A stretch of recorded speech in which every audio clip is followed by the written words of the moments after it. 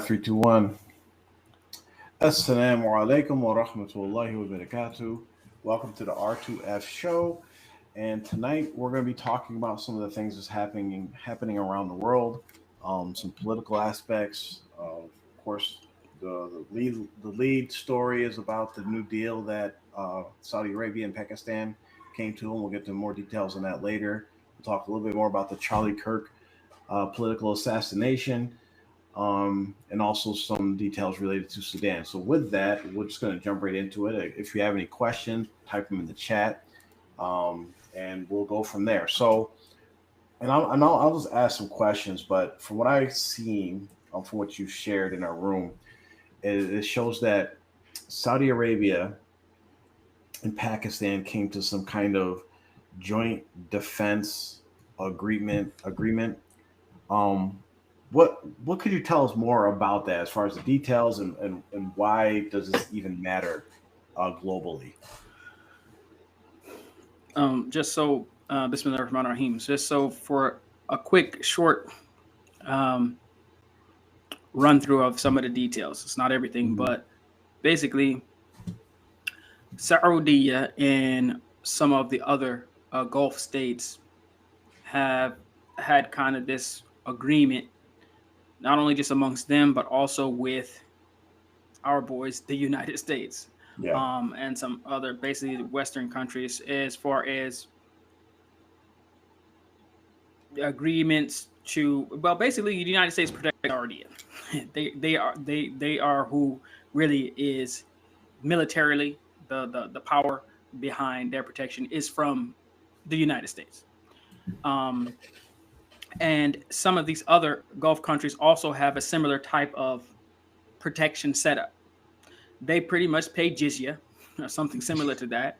Um, and they trade in US dollars, and they do this for some mutual benefit protection. Okay. So what happened recently is Qatar was attacked, bombed, um, by Israel, Hmm. who is not allegedly friends with Saudi and these Qatar and these Gulf states, allegedly. However, the United States, as we've seen, that Donald Trump has gone there, they've given him gifts, they've even had dancing girls dancing for them when they Yeah. came, and all types of stuff, shaking their hair and all types of stuff. But the point is that Qatar is supposed to be, they have the largest U.S. military base in the region. It's in Qatar. So the United Hmm. States has a full blown military base there. They're friends, at least on paper, or the United States is their daddy. Basically, Right. is their protects them, and they agree to do certain things for that. So Saudi Arabia, like I said, has something similar. When Qatar got attacked, it accelerated. Uh, uh, uh, what they say is that it was already in place, but what it looks like is Qatar getting bombed accelerated Saudi's need for some more protection or some protection, Yeah. because they realize, hold up, it's just like if us here are friends, right? Okay, Dr. Griffin, you can be Israel. You're Not the Yahoo.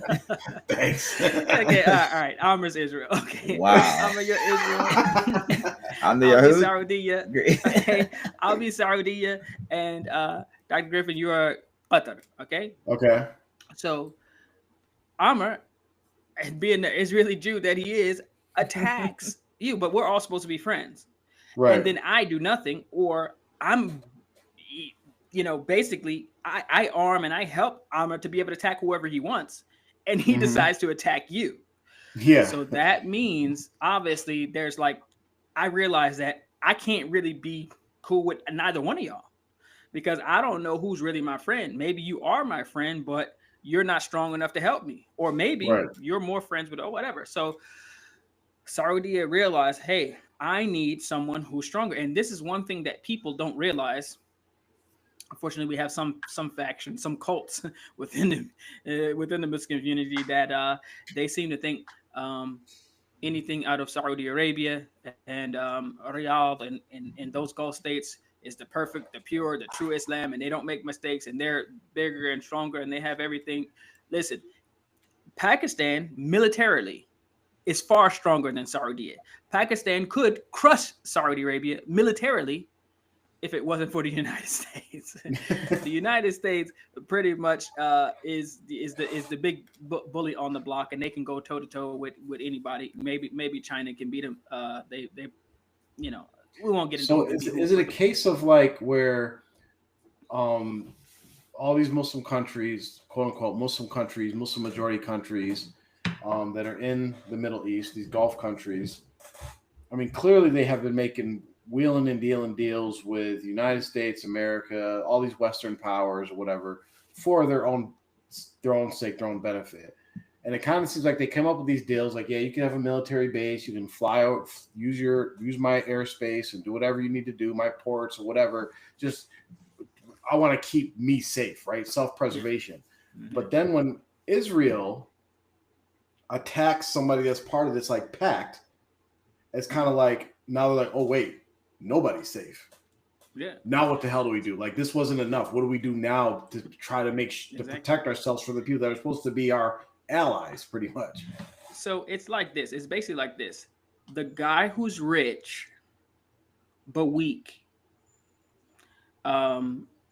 makes an agreement with a guy who's not rich but is strong. They might not be as strong, but they can go to toe to toe. At least they can scrap way better. They're very stronger in fighting than the rich guy. Saudi is the rich guy who's weak, who needs help. They realize that the strong man who was protecting them, United States, may be deciding to not to do that. If they realize that one of their boys or someone who's next to them or who was really friendly with the United States, they got a base there. Yeah. And they let them attack, right? So they realize, hey, we need to be cool with Pakistan. But the main thing is that I want not just the Pakistanis, but the Muslims to realize is that, you know, Saudi at this point really doesn't have a choice. They have to find someone. So they could have had this solid agreement decades ago. Right. They saw United States as stronger and a better ally, a better, a strongman military agreement with. And so now they're realizing they don't have it. So now it's almost like a fallback. And long story short, I believe that if they, like the thing says, there's a mutual agreement of protection, right? Mm-hmm. I'll put the question to you guys. I'm going to ask you two questions. Number one, if Saudi gets attacked, for instance, by Israel, by anyone, by Iran, whoever, do you believe that Pakistan will send a military force, whether it be troops, equipment, supplies, firepower? You know, they even have a nuclear weapon. I don't think they'll use it. But do you think that Pakistan will help Saudi when they say, hey, help us out? Mutual agreement. Do you think that Pakistan would do it? Yeah, with Amr and that. Listen, I don't even believe. Listen, Pakistan says. Listen, Pakistan says they have like 100 nukes. Pakistan, I don't believe you have one. All right, so that's the first thing first. All right, I don't believe you have one nuke.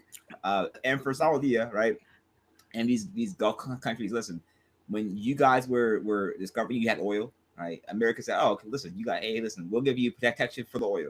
And now America's like, listen, we don't really need you for that anymore. We're trying to move past oil, or we can just kill you for it. So you guys entered into deals in bad faith, trying to sneasel your way into certain places. And now here you are. You're seeing like, oh wow, the bully's gonna bully us too. Yeah. As I say, there's no honor amongst thieves. So I like to answer your question. I see that when you're explaining all this, and of course, the first thing that pops to my mind is about Pakistan being a nuclear threat. Right. So having that nuclear threat is like a big card to play where it doesn't matter whether you intend to use it, can use it, or whatever. The threat is there. So like when we talk about you don't want to. It's like someone with a loaded gun. It's like he says it's loaded. I don't want to find out by him pulling the trigger. I really don't want to. Someone comes and holds you up. They have a gun in their hand, and you're like, it looks kind of fake. Maybe it's not. But why test it? Right? Just give them right. So like when we do auditing and we talk about like protecting assets and stuff like that, there's a concept called just there's a control or protection that's really all it is meant to do is be a deterrent. It's not actually meant to really do anything. Like for instance, we could tell the person in the gas station like, yeah, buy a $10 fake camera that has a red LED light, put it up in the corner of your store. It's not recording anything. It's not hooked up to anything. But people, you put it in a place that's obviously seen, and people see it like, oh, there's a camera. Okay, so I'm not going to steal from this store, right?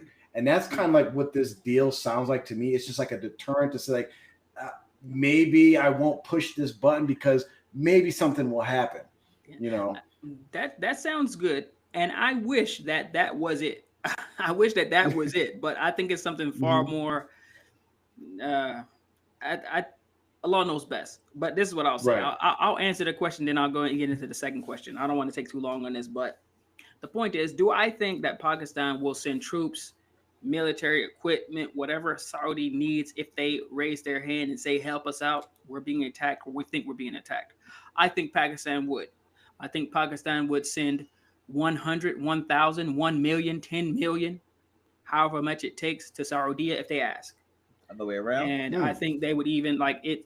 There's some pretty strict requirements to get into the Pakistani army. I think Pakistan would even limit. They will let handicaps up in the army. They'll let anyone get over there, and they'll send them to Saudi to fight or defend the kingdom on their behalf. I think Pakistan would. Interesting. Because what happens a lot of times in these setups is you have people who are in charge or running or governing the country, and they take money to institute policy. It happens in Africa all the time. It happens in Asia. It happens everywhere where you have a colonial situation.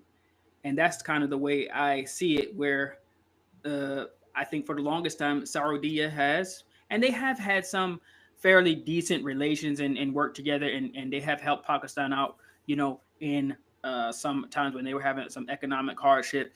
And well, they kind of have to, because I think a lot of Saudi's economy, at least infrastructure, relies on Indians and Pakistanis. Exactly. Yeah, that's there. Yeah, but what I say is that if Saudi wants 1 million Pakistani people to fight, or maybe not 1 million, but you know what I'm saying, whatever number they need, they can pay a Pakistani politician or politicians to send those people there, and they'll do it. Oh, okay. It's really that easy. Okay. Now, so that's why I say Pakistan will help Saudi with whatever they ask for. Now, on the flip side, Pakistan gets attacked by India regularly. That's what I was about to say. Yeah. So if India were to attack Pakistan, do you think one Saudi citizen is leaving Saudi and going to fight on behalf of Pakistan against India? Same answer. No. No. I think the Pakistanis would go the other way to Saudi. Now they might go over there and not come back. They might go over there and then desert. I shouldn't say that. Let me take that back. I don't know. I'm sure there are plenty of really good brothers in the Pakistani army. But I don't think any Saudi citizen is going to, whether they're in the army or not. And I don't think Saudi will send their people, because they're already weak. They're not even stronger or as well trained. If I'm not mistaken, Pakistan actually trained Saudi's army. Oh, wow. Yeah. So Pakistan actually is legit. They are legit. I mean, India tried some funky business a couple months back, and they whooped them pretty good militarily. Yeah. I mean, they embarrassed them, actually. And so Pakistan, they got some corruption issues and some other issues going on in the country. But as far as militarily, they got the bodies, and they got the artillery, and they have the technology, which they are good friends with China. So they get a lot of the Chinese technology and weaponry and things like that to help them out. But the point is, the thing is, I'll just say this real quick, is that I don't want like Pakistanis or just the Muslims in general to be caught off guard by, if it so happens that Pakistan winds up in a conflict, legit, where they're having to rumble with India or whoever, that don't be like, oh, well, it was a mutual agreement. I don't think Pakistan, the government believes that Saudi is going to come and help them, maybe economically, like with some money. Yeah. But it's not going to be like, oh, look at all these Saudi soldiers coming to help Pakistan. It's not going to happen. They're not going to send much of anything besides some money. So I got a couple questions. So what do you say to the Muslims, particularly us in the West, who kind of are watching all this stuff from afar, or even the Muslims in those particular countries that will see this and view it as like, oh, it's finally happening. The Ummah's uniting, and this is like the first step to that. What do you say to those Muslims? And the second question is, and it came to my head when you mentioned how Pakistan has close ties to China. And really, it's about three major superpowers in the world right now, right? It's United States, Russia, China. So with that, is this a sign that maybe Saudi is kind of trying to ease its way to like getting under the China umbrella and out from under the United States umbrella, or is it just, not that deep? I mean, there's been so much talk about that, but so far, Saudi looks like, until just now, until with this deal, basically, Yeah. it's like me having an agreement of mutual protection with you, and then we have that agreement, but I also did like, Amr, I need it. Let's make a deal of mutual protection, and you're like, oh, either I'm clearly showing you that I don't think that you're going to actually protect me anymore, or maybe you're not strong enough, and that's basically what's going on. So the United States has basically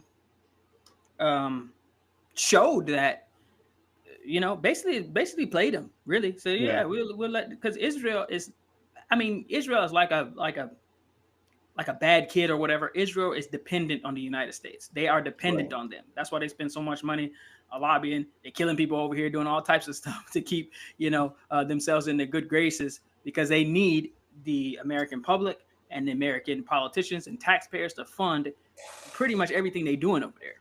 Yeah. So it's not the other way around. They have blackmailed and they have done some espionage type of things to get control over a small portion of decision makers in the United States, a small portion of people in the United States. Fortunately for them, and unfortunately for those who live here, is that small portion of people who they have control over via blackmail or paying them off or lobbying or whatever, they're the people who make all the decisions for what is done in the country. And Sounds a lot like what we say about cults. Yeah. Majority of people are like, good or want to do the right thing, but they're controlled by a small amount It's like how people complain about admin. Yeah, it's admin, whatever. It's the same thing. They complain, well, the government or whatever, but they really should wake up and know what's going on. So is this a sign of, the Ummah coming together and all the Muslim countries uniting and becoming a dominant player in the world? I'll say this. I'll keep it short and sweet. As I have been saying before, if people will separate the fact that these countries, these governments have Muslim populations, if they would separate that from the fact that these are governments and these countries are entities who look out for themselves, regardless of religion. Yeah. Or China is atheist, communist, or whatever they are. Yeah, atheist, they're definitely not Muslim. But you will see a lot of Muslim countries, either might favor them. The United States is definitely not friendly to Muslims at all. Right. If we look at what they've been doing, especially since 9/11 and even before that. And, you have Muslim countries. I mean, they got bases, inside. They've launched, attacks against other Muslim countries from inside the Arabian Peninsula. So, I mean, it's like I would say the Muslims should not get caught up in hope. I would say they should hope for the Muslims to come together, yes. But is it going to happen this way? Not until the governments of these countries start operating like they are Muslim governments. Right now, they're operating, as far as geopolitics is concerned, they're operating as if they are individual entities who are looking for just self-preservation, even if their brother country beside them on either side, front, back, or whatever, goes down. That doesn't matter. They'll reach all the way across into the West or wherever to get protection, whatever, from the United States. And if their own Muslim brothers are being attacked, bombed, starved, and genocided, It's like, Yeah. all right, as long as we're safe, we're fine. So they don't operate like that. So until that starts happening, I wouldn't get your hopes up. You should have hope in Allah that Allah will rectify the situation, as it definitely will be. But I wouldn't hold my breath just yet. So you mentioned about like the stuff that Israel, the Zionist um, entity, and their players over here, and the things that they're doing over here to manipulate and control our country and secure their funds and all these different things that it's very clearly what they're doing.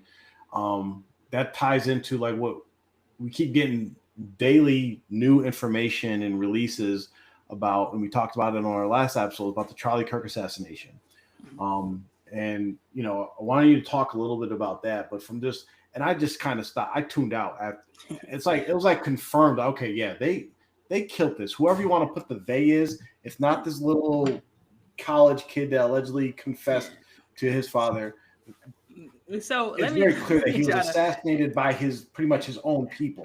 Let me try to run through a few clip notes here, or whatever. Okay, this Tyler Robinson guy, the alleged shooter. Okay, there's so much information. I'm gonna try to do it quick. We could probably go for hours on it. I'm actually like overwhelmed. Not I'm gonna say overwhelmed, but I'm almost tuned it out. Right? It's like, we know y'all scamming or whatever. It's almost like I want to move on, but something keeps popping up. This guy Tyler Robinson was a high level, almost like a genius level student, high school student, 4.0, all that stuff. Got a full ride scholarship to the University of Utah State University. Okay, this school, whatever. Yeah. So now listen to this. He was the top of the top as far as intelligence is concerned. How they grade intelligence. He was one of those guys. He was a nerd, but he was very, very, very intelligent. He went to Utah State University, which is a pipeline university for the CIA. They literally have people who work for the CIA who are professors there. They're very proud of the fact that they do supply a lot of people to the CIA. It's one of the calling cards of that school. He goes there. And if you understand how these high level government operations work, even if you look at just people who are generally a cut above intellectually or in their field or whatever, most of them, they don't mess around and graduate. They leave, just like NBA players, NFL players, they leave early. I don't need this anymore. Yeah. And it looks like he was one of those people. He went for a couple semesters and they was like, this guy's a genius. And he left. He just dropped out. Now you got a person who is a outstanding student. They have video of him being so excited about the scholarship that he got, full ride scholarship to Utah State University. He goes there to a CIA pipeline school. And then they're like, don't even worry about this, buddy. We got something better for you. So got plans for you. That's what it looks like with Tyler Robinson. Classic case. His father was like 27, almost 30 years or whatever in the military or whatever. That's a foregone conclusion.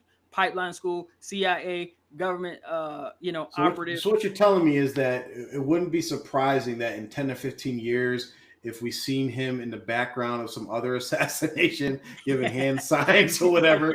That's that guy. He'll probably have a beard. He'll probably be, he'll probably have gained a little weight. They'll have me behind the computer in a desk at the Pentagon or something, doing some whatever. So that's with Tyler Robinson. Also, they got the alleged text conversation between him and his alleged gay partner, his partner or whatever, his trans partner. Real convenient. Yeah.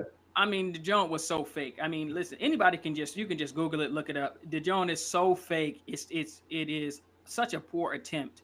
I mean, what happened to the days when the FBI used to really kind of be good at covering stuff up? They didn't even try. I think somebody was like about to go on vacation. They was like, man, I gotta make up this fake text thread. They're using all types of texts and It languages. was somebody older because they couldn't even use Chat G. They didn't figure out like you can use Chat GPT to go over something. Make it look kind of good, right? Yeah, Slacking. literally, he's worried about getting detected, and he's trying to escape an international, national manhunt or whatever. And he literally, in a text through a timeline, basically lays out why he did it, what he's doing, exactly what he did, and everything. I mean, come on, it's no one's believing that. So basically, either the FBI it has been really fooled and duped, or they are fooling and duping the masses with that. So I mean, it's a thing where we really should not even pretend to accept the mainstream narrative. I mean, even the shots. If you look at they have analyzed the what they say crack bang theory, where when you hear the sound, you hear a crack like from the bullet, it makes two sounds or whatever, and from those two sounds, they can tell you the distance, direction, and all types of things of where the shot came. They have already proven the shot didn't come from where they said it was. It came from behind him. They even showed where it entered actually in the back of his head. That's one thing we're talking about last splatter. They got they got it. I mean, and they said so in the autopsy. They say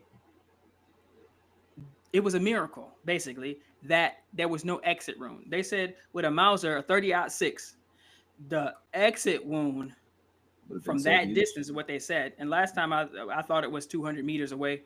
They said it was even closer than that. It was actually closer. It was 140 yards, which is that's really nothing. But from that distance, it should have pretty much blown his head off. Like exactly. I mean, like if it would have hit him here, like it would almost decapitated him and whoever was behind him. There were a lot of people behind him.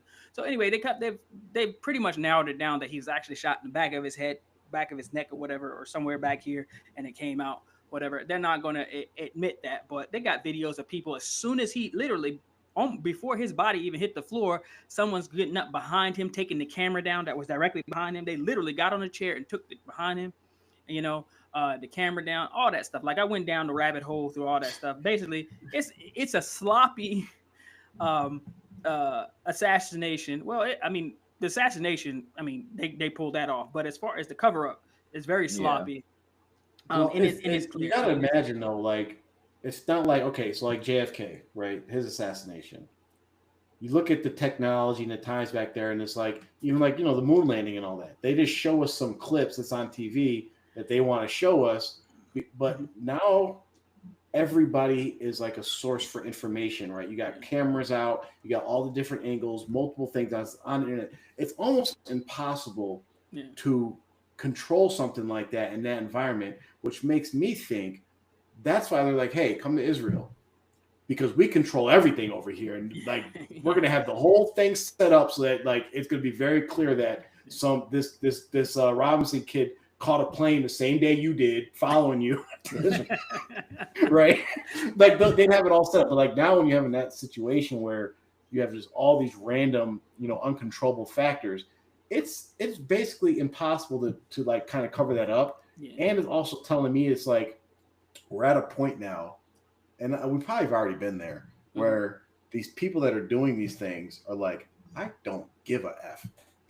We're gonna do what we're gonna do. We're gonna run that we're gonna run that play 7 times and they ain't gonna stop it. Right? Push.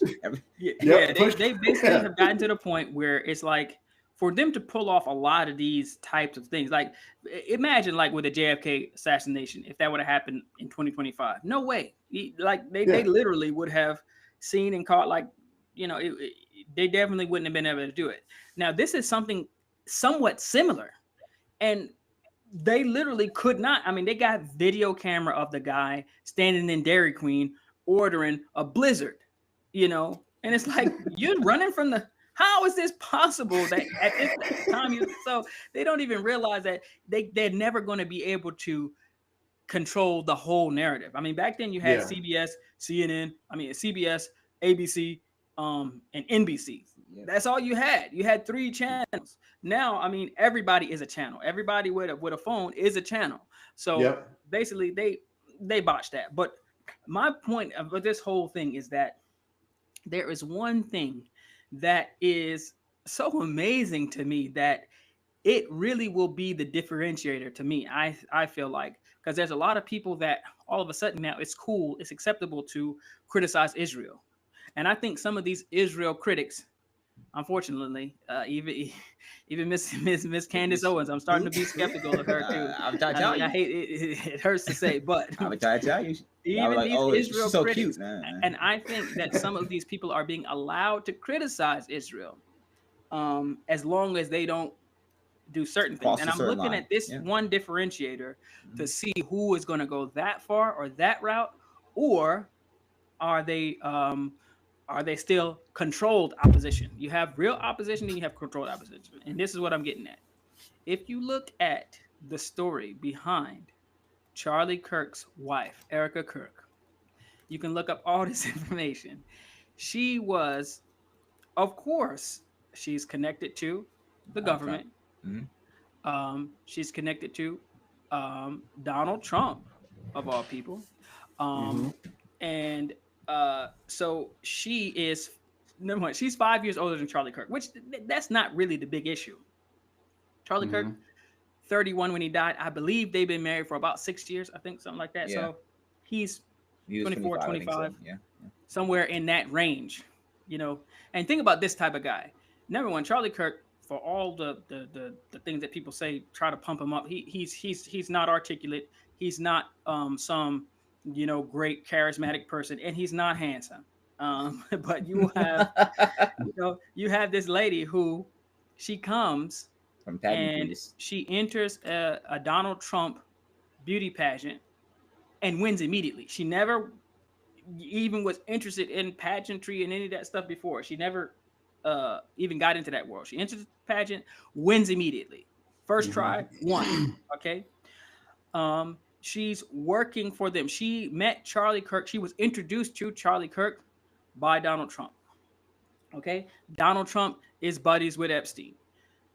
You can just keep making it thing anyway. So the girl used to traffic kids what overseas. I say is that this girl was she was in that in that ring where they were doing some of that stuff. But that's not even whether that is confirmed or not. The main thing is the fact that it looks very clearly like she was given an assignment. This guy who is starting this organization, Turning Point, Turning Point has a bunch of chapters in dozens, tens of universities across the country. Yep. And they even thought that quite possibly Charlie Kirk would be able to run for president when he turned 35, which looking at some of the doofuses we've had as president, he could definitely run and he could definitely win. And he had a grassroots, organization set up to be able to do it probably better than, a lot of politicians where he's already setting the groundwork. And so that it was a network that was set up. Now he was helped to do that. He was funded to do that. But the thing is, this woman who's 5-6 years older than him goes for a job interview and she never got the job. Why? Because at the interview, somehow she was able to convince him that they should be dating. So she went for an interview, never got the job. She actually got him as a boyfriend, then husband. And she has been pretty much. And now who's in charge of Turning Point? The whole organization, the whole operation, everything is under who? Erica Kirk. Yeah.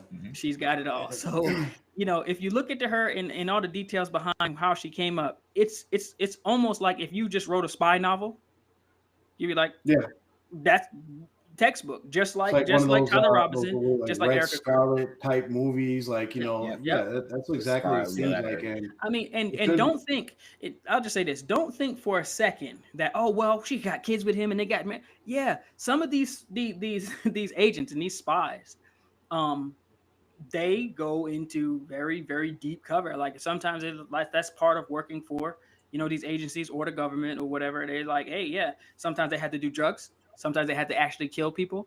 They have to, be intimate with people to they say, oh, this is against the rules. You won't be, and they tell them you won't be forced, but this is part of the job. You accept this job or not. So this is your assignment. Yeah. Your assignment is him, Charlie Kirk. Do you accept or not? Yeah, I'll do it. You know what you have to do? Basically, you have to play out the string. It may take 20 years to do it. It's either, we have a person who we can control and we can try to set him up as the president, our president.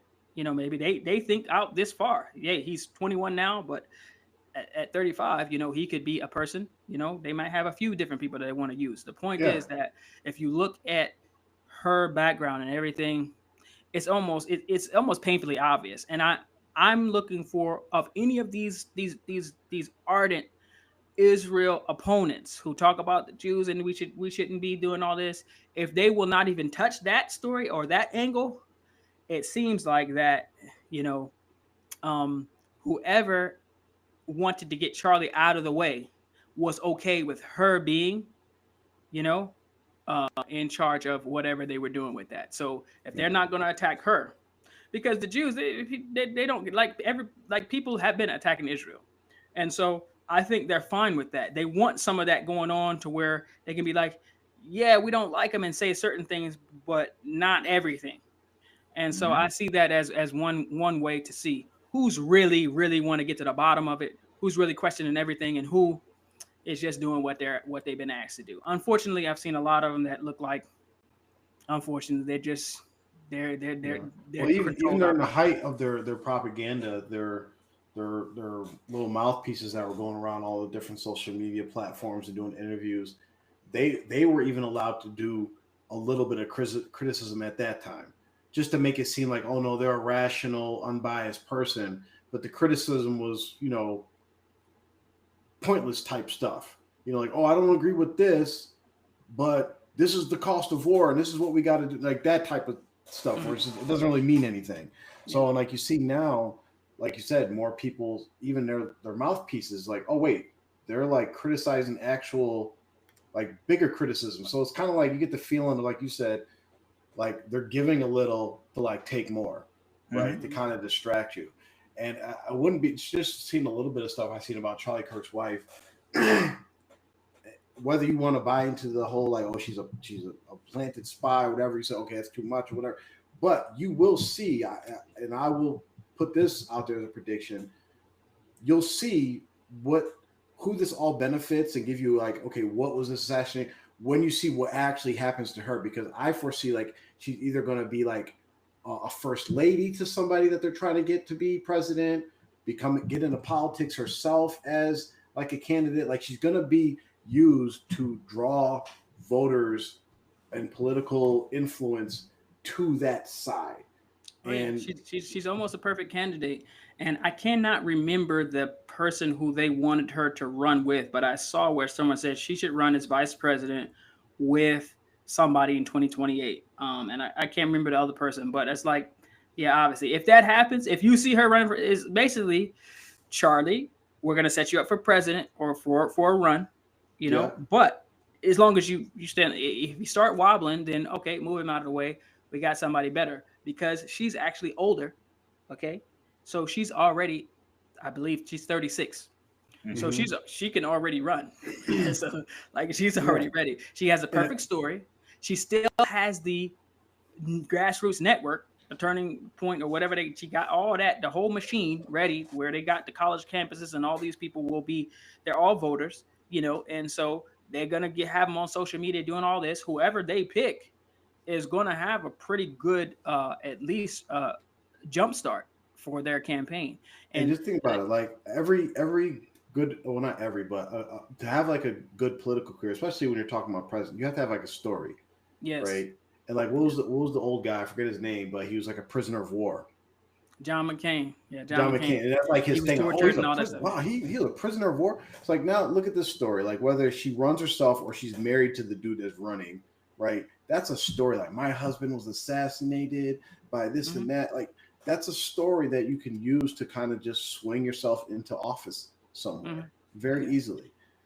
And we have been we're not in the prediction business, but there has been several things that we have said over the years that it's like, man, it's come true. Now we'll have to revisit this episode in 2028. But if we see her running for anything, especially if she's running for president or vice president, hey, listen, we can't, there's the, of course we don't bet, we don't gamble, we can't, we're Muslim. But like on Polymarket, it's like a betting platform where you can bet on anything, politicians who's going to win, this election or that election, just random things anyway. But you'll probably see it on Polymarket. If I could, I definitely would put some money on Erica Kirk running in 2028. It's almost a slam dunk. I can guarantee it. Yeah. Oh yeah, no, I could definitely see her running.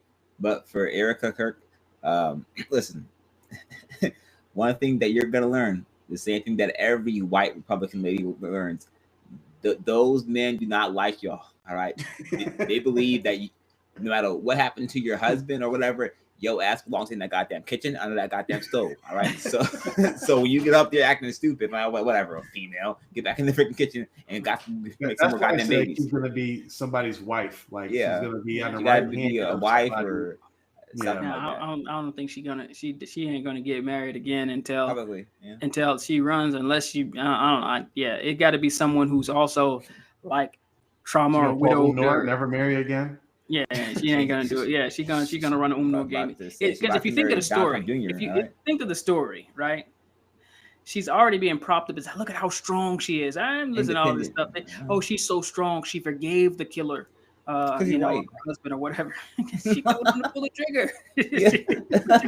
She's like, "Yeah, please kill this man." But she forgave him. She gave him some money, maybe. I mean, like, but the point is that the story is already set up, for her to have tons of sympathy from at least 50% of the population.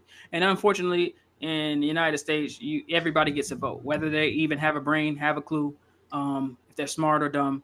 And sometimes they vote based on what color a person's suit is. And if you think that's a joke, why do you think that all politicians wear a blue,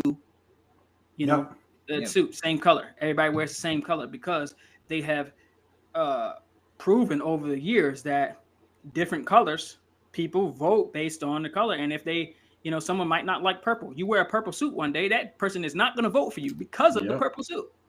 So they wear something that's very neutral, that's very like it's almost always a color that's the kufi or something like that, close to it.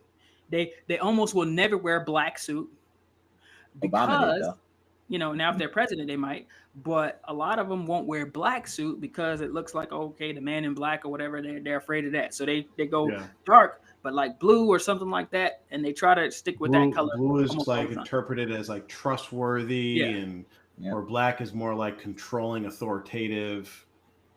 That type of thing. Come out there in a white suit, see what happens. They're gonna be like, man, this person is, he's not hardworking, or he's, it's like there's a license psychology that goes into it. But she has the perfect story, and I can't see any scenario where, if she's alive, that she is not a major player in the 2028 presidential run. She's definitely going to be campaigning hard for someone, if at the very least. Well, they I've seen that they pretty much attribute Trump's reelection to Charlie Kirk and the influence he had over that young demographic for Republicans. And if you look at where the right struggles, it's at colleges, because colleges are pretty much more left liberal. So if he has, like you said, they had that infrastructure already set up for pretty much, now they could swing votes to any person they want to, and who better to swing that to the person that's actually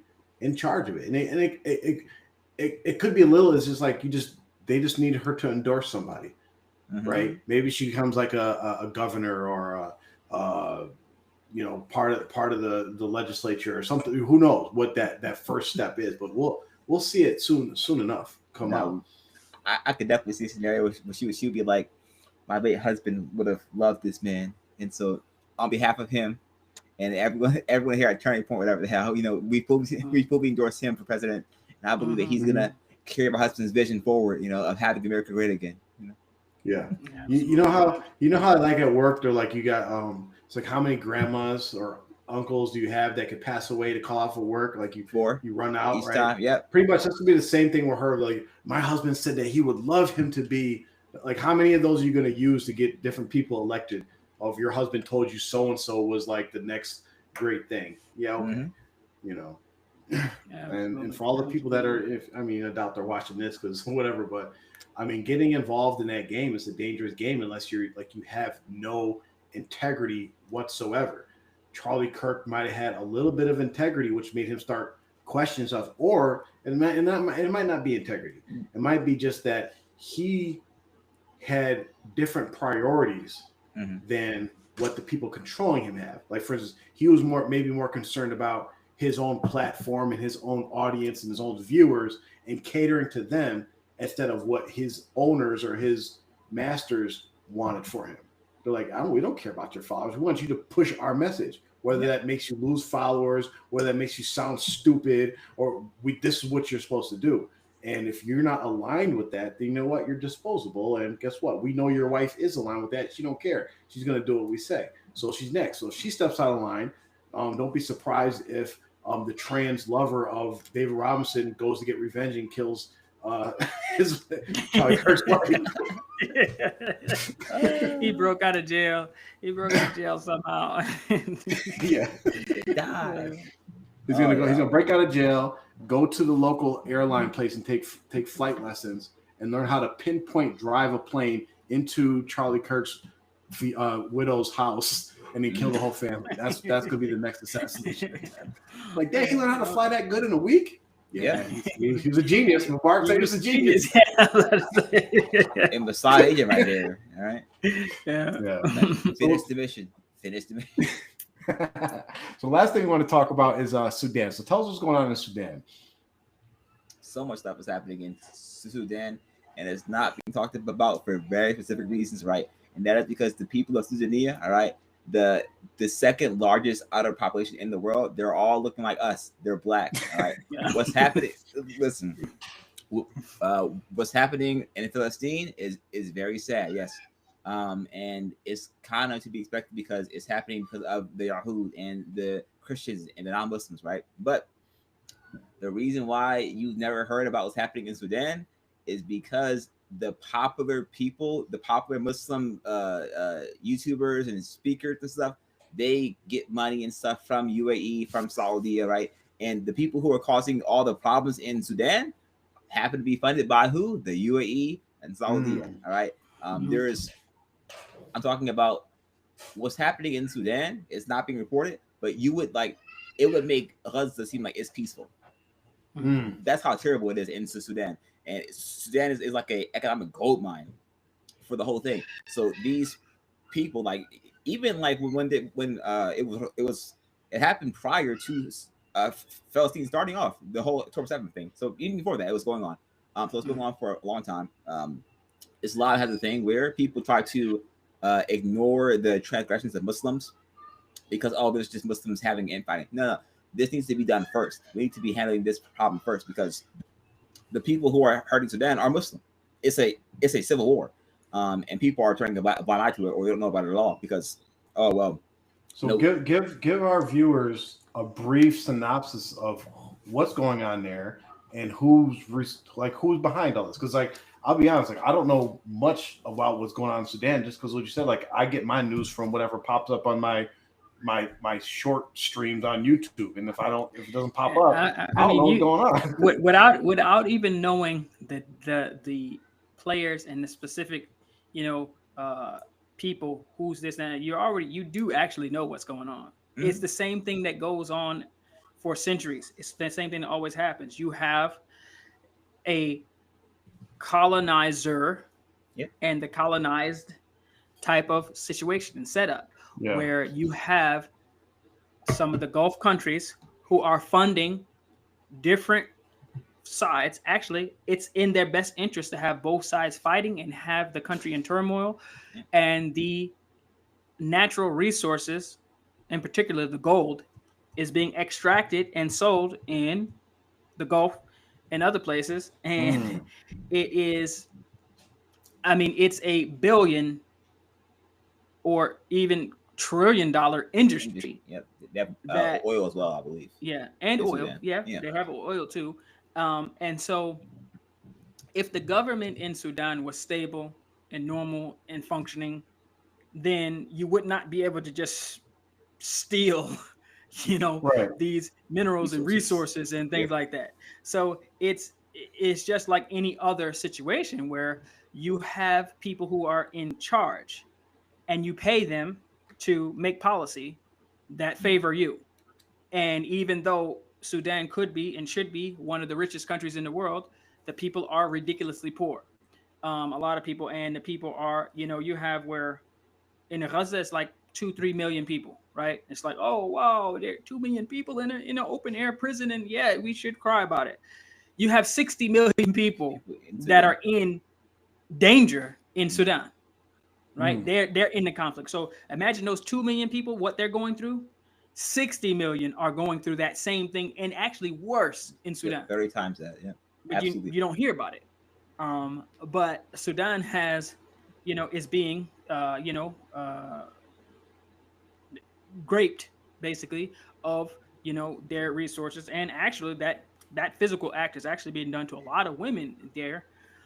And there's nothing that's really being said about it. Well, people are saying about it, but it's not loud because, as Amr alluded to, there's lots of the people who make the most noise are funded or friendly with the people who are really facilitating or allowing or benefiting from what's going on there, and so they're not going to say anything.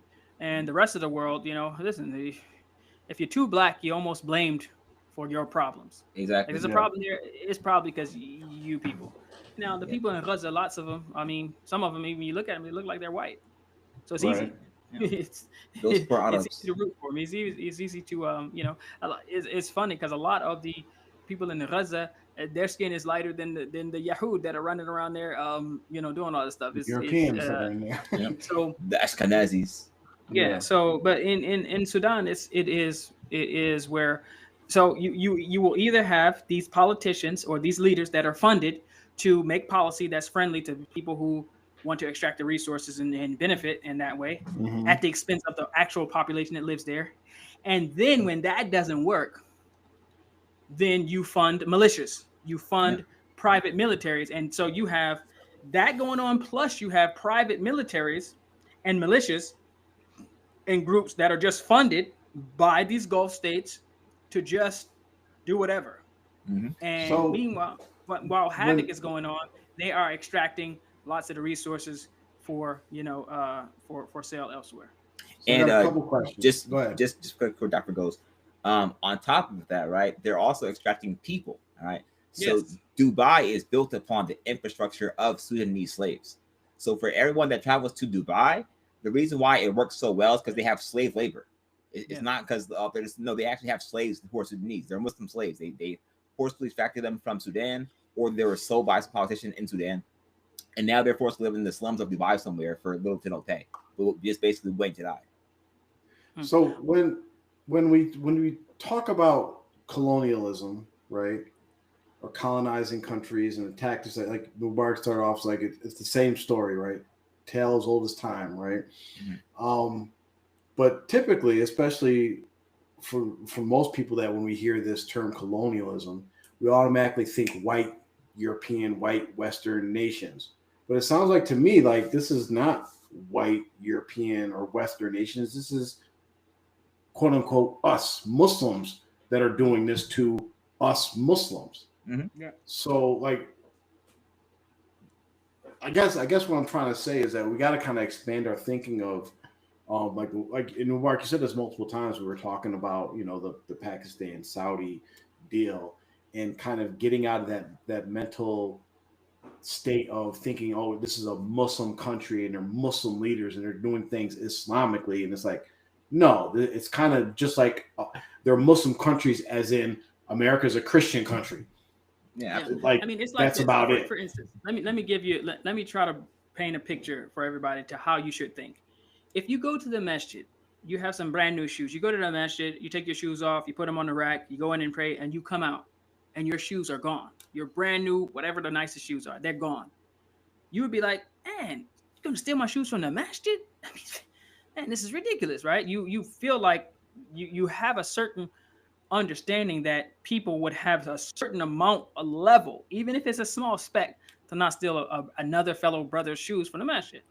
Even though people's shoes do get stolen from the masjid.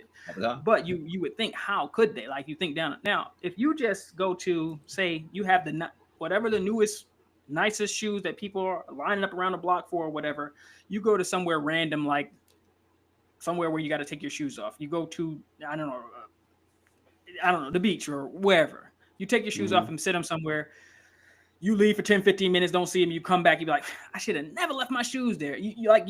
you would not necessarily blame whoever took them. You like, it's a lowlife who stole, but you understand they're not really going to. You don't expect any taqwa, no iman there. So it has to be, unfortunately, it has to be the same way with these Muslim countries, with these countries that have Muslim populations. As far as the government is concerned, you can't think, oh, well, like you would think your shoes get stolen at the masjid versus at the library or just somewhere random, right? Right. Don't expect it. You should expect the same type of, I should never have left my shoes there, right? I should look at it strategically, geopolitically, economically, protection, safety, all the things that any other country would be thinking about. And so why Sudan is getting obliterated and getting treated the way that they are is because they had some vulnerabilities that were exploited. They had some corrupt leaders who took advantage, got rich. I mean, they have some leaders now that are living in, I don't want to misquote the country, one of the countries in one of the Gulf countries. I'll just say that because I can't remember the exact country. But these guys and this family has billions of dollars in the banks over there that are extracted directly from Sudan. They allow it, because it's part of the thing. And so sometimes some of these countries and these places that are so rich, as Amr already alluded to, you think that their wealth is like, wow, they must have been really smart, or they worked hard, or it's from the oil or whatever. Slaves. Some of it, but some of it is because they actually stole, whether it was actual resources, money, labor, or whatever it is from other people. It's just like they say, well, some of the richest people in the United States, the most millionaires per capita or whatever in the United States, pre-Civil War, were in Mississippi. Mississippi today is one of the poorest states in the country. I think Mississippi is the poorest. But during that time, they had the most millionaires. Why? Because they had slaves and slave labor, and they were literally just printing money, having people who work for free. If they died, you just bought another. And once you have a certain amount of money, you can replace them very easily, or buy more, or leverage your stolen money off the backs of people you ain't paying. I mean, think about this. It's like if people said, "Hey, listen, we're gonna pay you.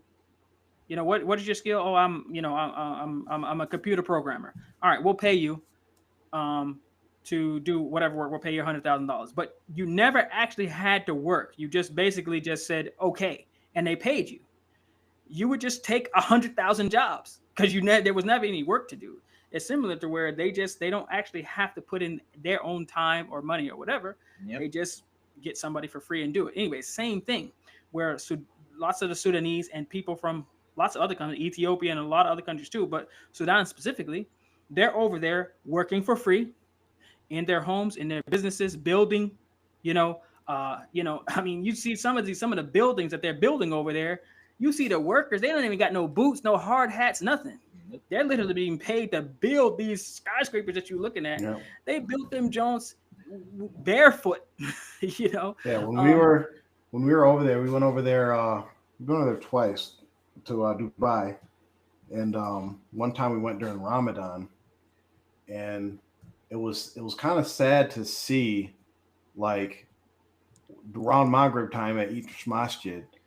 I mean, I'm not going to estimate numbers, but I would say at least like 1,000 people, all not from Dubai, right?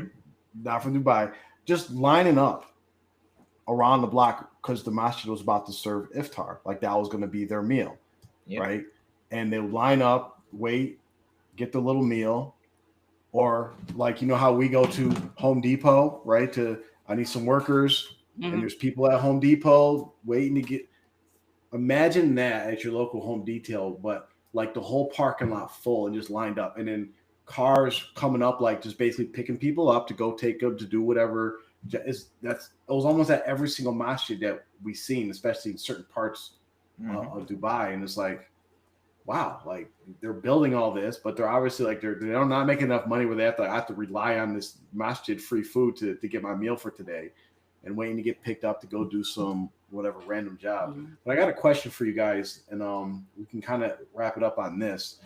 Is when we're looking at the things that's going on in the world, especially as Muslims, and we, in general, all of us Muslims care about our Muslim brothers and sisters all across the world, like whether it's in Yemen, whether it's in Philistine, the Uyghur Muslims, Sudan, like Mhm. it's it's very easy for us to feel like we're overwhelmed because it's like we're like you feel helpless almost, right? Like what do I do? And there's also this feeling of like, well, am I betraying the people in Philistine if I start focusing on what's going on in Sudan or vice versa? What advice do you give Muslims living here in the West of like how to deal with this feeling of maybe helplessness or betraying our Muslim brothers and sisters across the world? How do you like? What advice do you give to them to kind of handle that? My advice is very simple. Just go study history. And when you study history, you'll understand that these things have transpired before. What's happening in Sudan, right? There was a thing during the Abbasid times called the Zandar Rebellion, and the Abbasids had slaves just like what's going on in Sudan. And the Zandars, who were Muslims by the way, they rebelled against the Abbasids and they fought back, and it went on for like 8 years, right? Philistine has been attacked before by Christians during the Crusades. It's happened before, right? And there's people who live all the way in Indonesia who are Muslims who couldn't go over to help the people in Jerusalem. So it's happened before. Your Islam will be safe. Allah will protect His religion, and that's what you have to remember. Like folks thought that when Genghis Khan came to the Muslim world, he was basically did the job. They thought it was the end for all the Muslims. Islam was over, but it didn't happen that way. All right, so Islam will always prevail. Just keep doing your best you can as a Muslim, and don't be like, oh well, if I care about what's happening in Uyghur, I don't care about the Sudanese people. No, you can care about all of them. I promise you. I promise you. You can have all of them in your duas, and you can say Allah protect all Muslims. It's very simple. Yeah. I mean, That's good advice. I would just add to that um, of course, remember that as Allah says that the ending is always for the believers and for the righteous. So that's definitely going to happen. But beyond that, two things. Number one, you definitely wouldn't be abandoning Philistine if you focused on Sudan, whether that's with your time or your money, or even if lots of people, I mean, they trying to get on flotillas and sail there and doing all this stuff. When I would say that if a person had $1 to give, then they should give it to Sudan, because what we have seen is that the people who are controlling the borders and getting in and out of Gaza, whether it's the Israelis, the Zionists, or even some of these Arab countries that are surrounding that area as well, are not that cooperative in letting food and resources in or out, letting resources in or people out, that need it, even to get out if you need medical attention, serious, medical care is not. So to me, it's a situation where there's lots of resources available, but they're being withheld or restricted. So Sudan, I'm sure there is some improprieties going on, especially when you got militias running around and it's a free for all and it's a failed state where you go running over there, especially if you don't speak the dialect and stuff like that. You're asking to get kidnapped, especially some white person. You're asking to get kidnapped, or an American, or if you look like you might have some money or whatever. It could be dangerous, but I have seen where, as far as getting in and getting resources directly to the hands of people who need it, appears to be far easier, and you have a better guarantee of what money you are spending that Actually, will get there, Yep. and not be just burned by the Yahud who are there basically deciding what goes in and out, and sometimes they're just destroying and burning whole pallets of supplies, or them taking them themselves. Confused me with seeing all these ads pop up for raising money for Gaza, and which we should be doing it. But I was like, but that was why? When does it? We know they're not letting stuff in. I had. What are we doing, right? So there's something that you guys, I'm sure but I'll just mention it for the viewers, of course, that even people who collect zakat, and charity, there is a significant percent you can take up to, I believe it's at least 15%. It might be more than that, but like 15% of any money that you collect as a zakat collector, it can be given to the collector. Yeah. So if I collect, let's say, $100 million for Gaza, I'm a multimillionaire. Yep. That's exactly what I was going to say. Yeah. So yeah, I mean, so you had best believe that, and this is thinking about a person who is righteous, who is literally saying the most I can take is 15%, and they're actually going to take the other 85 million and try to get it together. Now imagine the Fasip who just decides that they're going to make a website with some cheesy music and a few pictures of some children having trouble in Gaza, and they could be pocketing all of the money. Yep. So there you go. They also have that too. Yeah, absolutely. But I would say the It froze on us. Dang. Yeah, who got to him? Talking bad about Charlie Kirk. Now, but what I was gonna say was, listen, it's an epidemic, and obviously, is that? Oh, he's back. If we ourselves were in a situation, did I break up? Yeah, you did. I think so. The last part we couldn't hear. You said the last thing I would say is, and then it froze. My internet got sabotaged. Okay, I'll try to say it. What I was going to say is that if we look at ourselves and ask ourselves this question, if we were in a similar situation as in Gaza or Sudan, right here in our local area or neighborhood, how many people, or do we know anybody that we ourselves could show up at their house with absolutely nothing and no questions asked, no hesitation? Whatever they had, they would share with you.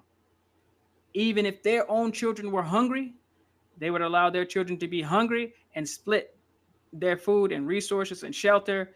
Even if your wives and daughters come, they'll put up a curtain and share the bathroom and whatever they would have to do. How many people do you know that you can say, I know that I can show up at this brother or this sister's house, and whatever the situation is, we're gonna either live together or die together or fight together or whatever. Mm-hmm. Because this is the situation on a larger scale that the Ummah is going through. Your brother country or sister country or whatever is in that situation. They can't come to them and just show up, or you won't show up for them or whatever. So what we can do is on a micro level, on an individual level, do I have one other person that I can, or do I know anyone that's within, some range, I don't know, 50 miles or 10 miles, or even in my neighborhood, that I know that I don't need to know, if they just show up at my door with them and their family and they say, hey, let us in, that I'm just going to be like, come on in. We'll figure it out later. But yeah, get in here. Let's go. Yeah. I mean, I know a few. I have some family members, and I got some family members I'd be like, hold up. But what I'm saying is that to be serious, I mean, that's what's happening on the larger level in the Ummah, right? We don't either trust one another, or can't depend on one another, or won't depend on one another, or we're all about self-preservation. I'm not going to put my safety at risk for you. So who do we know that if they showed up and whatever heat came right up their back behind him into your house, even if you took an L, you would say, man, it was worth it, because I know this brother or this family will do it for me. If we don't have it, then that's what we should be working on. Who can I trust? Who can I lean on? And the more we do that, the more we keep connecting the Ummah like that. It could start from just you two brothers, and then the whole Ummah is connected. And instead of countries being like, y'all getting attacked over there, but whatever, it might change to where it's like, nah, if he gets attacked, we all jumping in. We'll ask questions later. Well, and so that's my 2 cents. To bring it full circle, maybe the Saudi-Pakistan pact is the beginning of that. Hey, I hope Inshallah. So. I hope so. No. All right. Go ahead, Robert. You had something to say? Yeah, I was just going to say, listen, just to wrap it up, listen. we live in a time, we've already just mentioned this about how, we have to trust one another, but there's a bunch of y'all I damn near would ever trust. And and for me, any Muslim content creator, all right, who does like lifestyle vlogs or has like a family channel with him and his wife, or a Muslim girl that does lifestyle, listen, trust they will have a one post fundraising ad for Palestine, and that'll be like their only one for the month that they have to do. It's sponsored, by the way. She making money off of that, and so was he. I don't trust any of these new halal restaurants who happen to just be Palestinian. Absolutely not. You guys are just regular Arabs. You're from somewhere in the Levant. You're not from Palestine, but all of a sudden, hey, new Palestinian owned restaurant. No. I don't believe that at all. I think it's utter lunacy, and I don't know why people get away with it. I have no idea why. Like, oh, he's Palestinian family. No, they're not. That person damn near from Pakistan. Like, well, he's Palestinian. It's the goddamn wrong feet. And last thing, listen, Lahut Ramadan is still in Pakistan. All right, so when Saudi gets attacked, I know exactly where they're gonna go to hide out. All right, that explains the Saudi Pakistan coalition, because maybe they just wanted access to Lahut Ramadan. That was the main reason. Hey, right? It might be worth it. Or like, what if like Saudi heard that like Muhammad Qasim has like 175? Oh yeah, oh, maybe that's why. Because Muhammad Qasim, he's shooting lasers through his fingers. Yeah. What if he's gonna be the one? We need that guy. We need that guy. I believe that. All right, so thank y'all for joining us. Again, if you have any questions or comments, type them in the chat, either on this video, while when you watch it later. Share it with your friends. Subscribe. And we will see you next time. Assalamu alaikum wa rahmatullahi wa barakatuh.